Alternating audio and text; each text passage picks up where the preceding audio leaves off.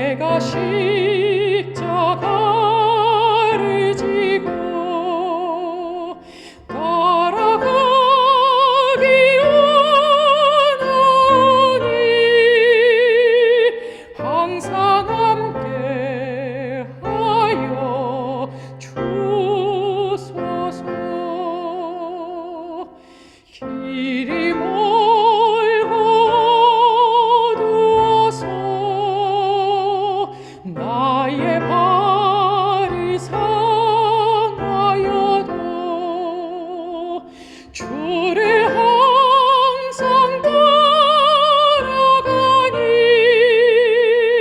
나의 맘이 심히 즐겁네. 어디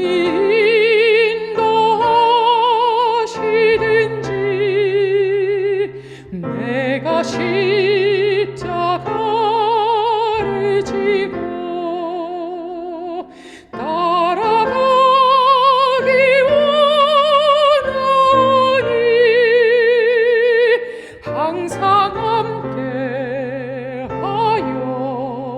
주소서. 예수 항상 인도하사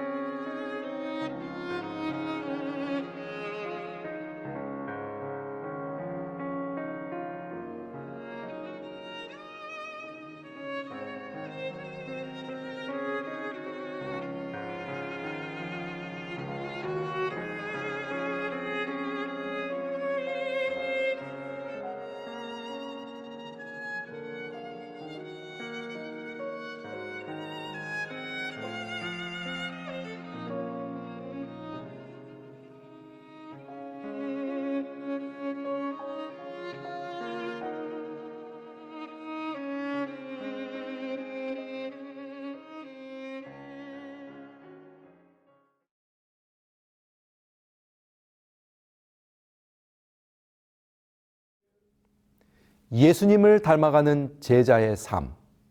행복성김 전도학교에 오신 여러분들을 진심으로 환영합니다. 저는 행복성김 전도학교의 강사 주요한입니다. 오늘은 그 두 번째 시간으로 섬김의 리더십이라는 제목으로 말씀을 나누겠습니다. 주제 선구인 빌립보서 2장 5절로 8절에 있는 말씀을 낭독하시겠습니다. 너희 안에 이 마음을 품으라.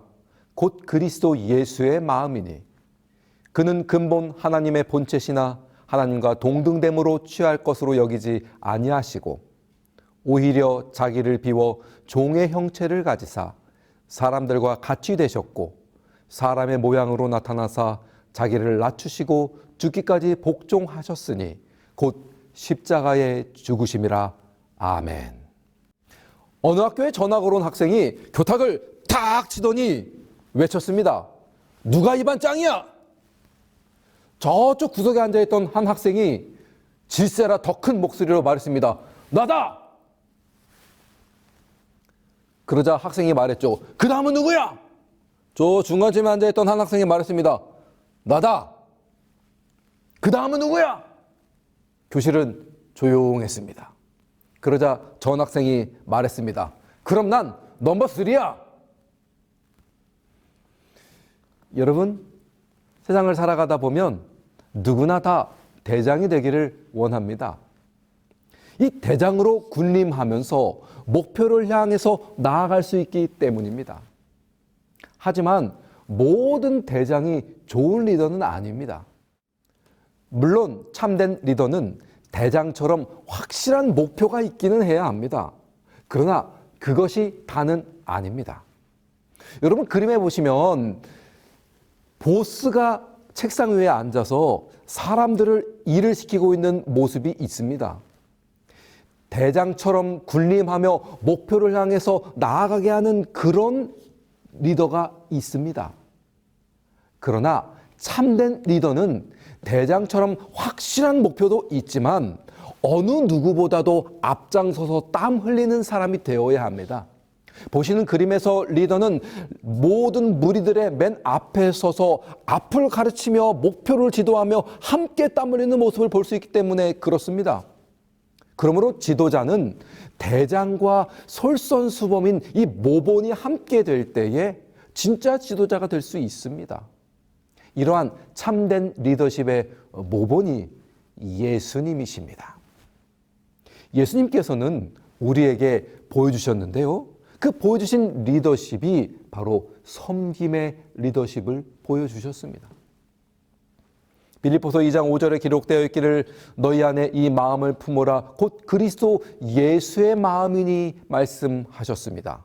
그런데 그 그리스도 예수님의 마음이 무슨 마음인가 하면 하나님과 동등됨으로 취할 것을 취하지 아니하시고 예수님은 원래 하나님의 본체시며 하나님과 동등한 존재셨는데 만왕의 왕이요 만주의 주이신 그리스도께서 예수님의 마음인 섬김의 마음을 가지셨다는 것입니다.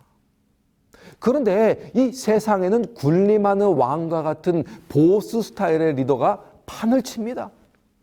조금이라도 권리가 생기면 그것을 마구 휘두르는 나쁜 관행이 있습니다. 그걸 일컫는 말이 있는데요. 그 말이 바로 갑질이라는 말입니다. 여러분, 한국말이죠? 그런데 이 세계적 사전인 위키피디아에 이 갑질이라는 단어가 실렸습니다. 신종 영어 단어로 말입니다. 참 부끄러운 일입니다. 내가 우위에 있다라고 여겨지면 상대방을 마구 짓밟는 이런 태도는 섬김의 리더십에서 다르게 말합니다. 인자가 온 것은 섬김을 받으려 함이 아니라 도리어 섬기려는 예수께서 행하신 원칙은 그의 몸된 교회의 교인들이 행해야 할 원칙이다. 구원의 계획과 기초는 사랑이다. 그리스도의 나라에서 가장 큰 사람은 예수께서 끼치신 모본을 따르고 그의 양무리의 목자로 일하는 사람이다. 희대소망 550쪽의 말씀이었습니다.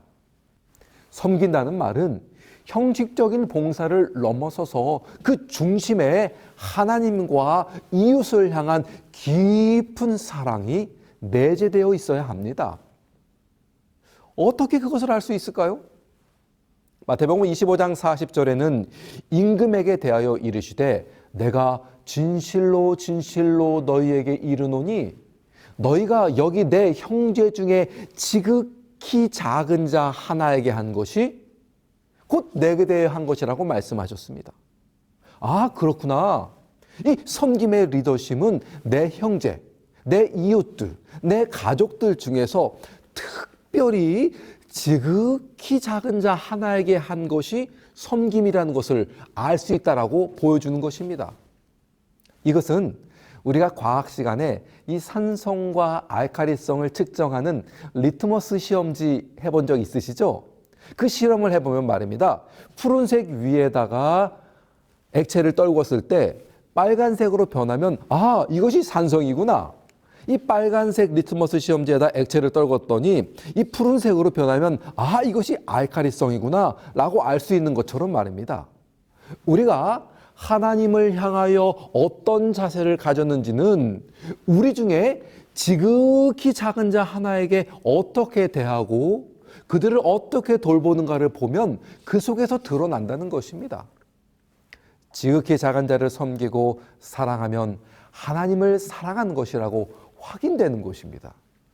그러므로 신앙에 대한, 이웃에 대한 섬김에 바로 신앙의 리트머스 시험지가 되는 것입니다.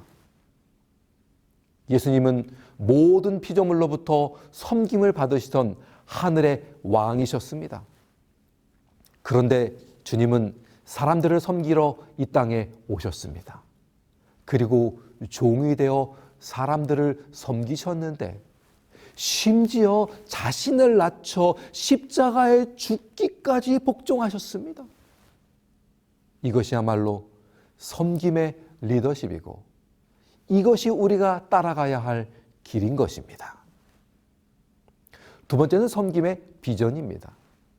우리가 사랑으로 받은 구원의 선물이 너무나 행복해서 그 사랑을 품은 마음으로 섬김을 실천하는 그리스도인이 됩니다.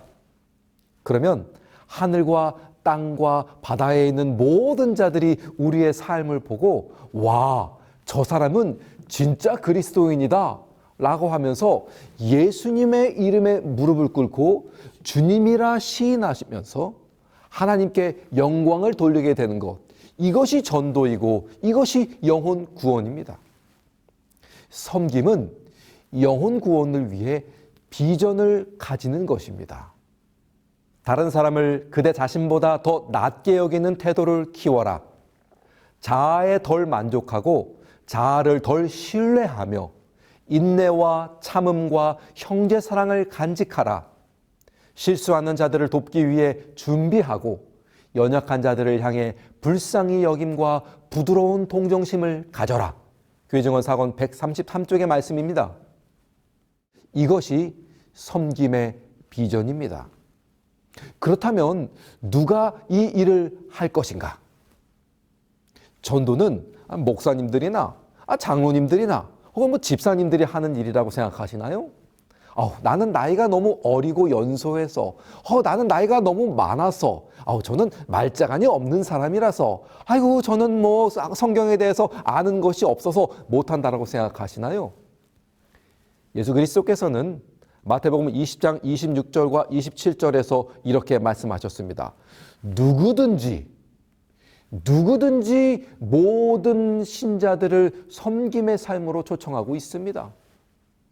섬김의 삶은 내가 해야지 말아야지를 하는 선택의 문제가 아니라 모든 그리스도인들을 향하여 부르신 하나님의 뜻인 것입니다. 뿐만 아니라 크고자 하거나 으뜸이 되고자 한다면 더더욱 섬기는 자가 되어야 합니다. 선거철이 다가옵니다. 세상의 권력은 선거철만 되면 섬기는 자인 척 아이고 한 표 부탁드립니다. 국민을 섬기겠습니다. 라고 말하지만 나중에는 그 국민을 밟고 올라서서 자신을 높이는 것이 세상의 권세입니다. 그러나 하늘의 권세는 자신이 더 낮아짐으로써 얻어지는 것입니다. 사람이면 누구나 다 섬기는 자가 되어야 한다 그는 거룩하게 하시는 성령을 통하여 모든 육체적, 도덕적, 정신적 능력을 사용해야 한다. 이는 그로 하나님과 동역자가 되게 하기 위함이다. 사람이면 누구나 다 자신을 남김없이 하나님의 사업에 바쳐서 활동적으로 일해야 한다. 하나님의 일을 하는 사람이라면, 그리스도인이라 불리는 사람이라면, 하나님의 동역자라면 누구나 다 섬기는 자가 되어야 하는 것입니다. 성도 여러분들과 저 모두가 그런 사람이 되기를 바랍니다. 또한 모든 사람을 섬기는 사람이 되어야 합니다. 모든 사람이 섬기는 자가 되는 것처럼 우리의 섬김의 대상은 모든 사람이 되어야 합니다. 예수께서는 뭇 사람을 섬기는 자가 되어야 한다라고 말씀하셨습니다. 예수께서는 3년 반 동안 공생애를 하시면서 섬기는 대상들을 계속해서 넓히고 확장하셨습니다. 그분은 그저 주변의 평범한 갈릴리 사람들뿐만 아니라 니고데모처럼 높은 학식을 가지고 있는 유대의 관원과 제사장들로부터 유대인들이 만나기를 꺼려했던 사마리아의 여인에게까지 섬김의 범위를 넓히셨습니다. 심지어 어린아이에게까지도 섬김의 대상을 넓히셨는데 마가복음 9장 36절에 기록되어 있기를 어린아이 하나를 데려다가 그들 가운데 세우시고 안으시며 제자들에게 이르시되 누구든지 내 이름으로 이런 어린아이 하나를 영접하면 곧 나를 영접하며 누구든지 나를 영접하면 나를 영접함이 아니요 나를 보내신 이를 영접함이라라고 말씀하셨습니다. 정말 가장 어린아이 하나까지 예수님처럼 영접하는 사람이 진짜 섬김을 실천하는 사람입니다. 모든 영혼을 섬김의 대상으로 지정하신 그분의 뜻에 따르시게 되기를 바랍니다.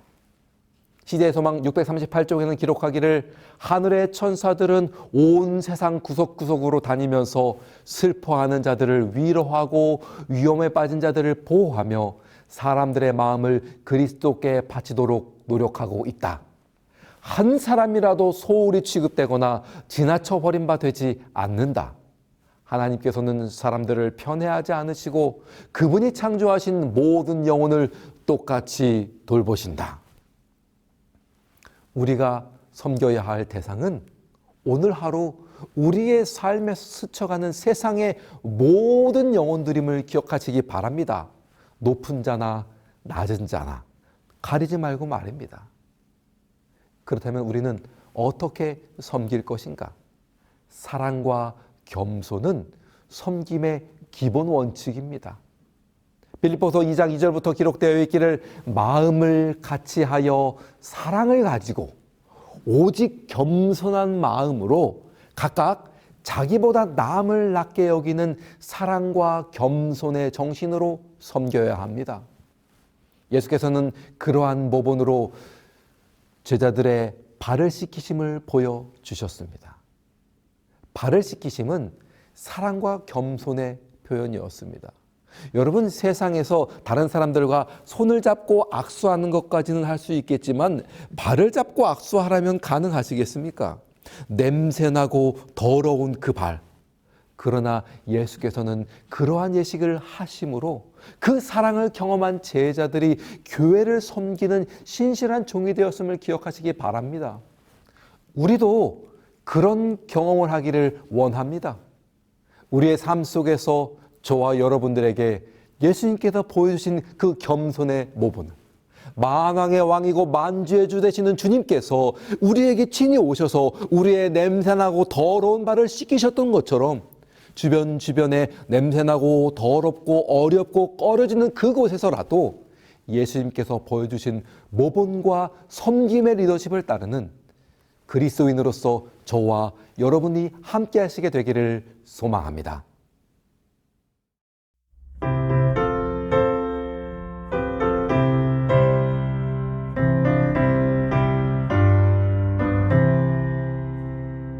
선한 목자 되신 우리 주 항상 인도하시고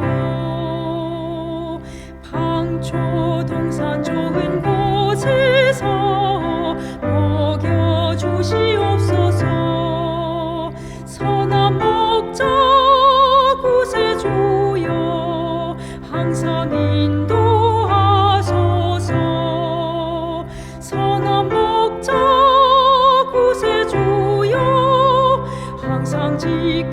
지켜주소서. 선한 목자 되신 예수여 우리 영접하시고 길을 잃은 양의 무리를 항상 인도하소서. 선한 목자 구세주여 기도 들어주소서. 선한 목자 구세주여 기도 들어주소서. 흠이 많고 약한 죄인도 받을 허락하셨네. 주의 은혜 크신 권능이 죄의 결박 풀겠네. 선한 목자 구세주여 지금 나아갑니다. 선한 목자 구세주여 받아주시옵소서.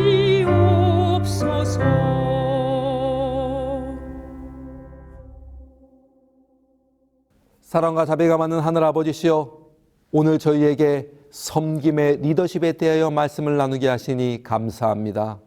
주님께서 제자들의 발을 씻기시면서 보여주셨던 그 섬김과 겸손의 모본을 따라서 이 세상을 살아가는 우리가 주변의 모든 사람들, 미천하거나 높은 사람이거나 나이가 많거나 어린 사람이거나를 막론하고 예수님의 마음으로 섬김을 실천할 수 있는 우리가 될 수 있도록 인도하여 주시옵소서.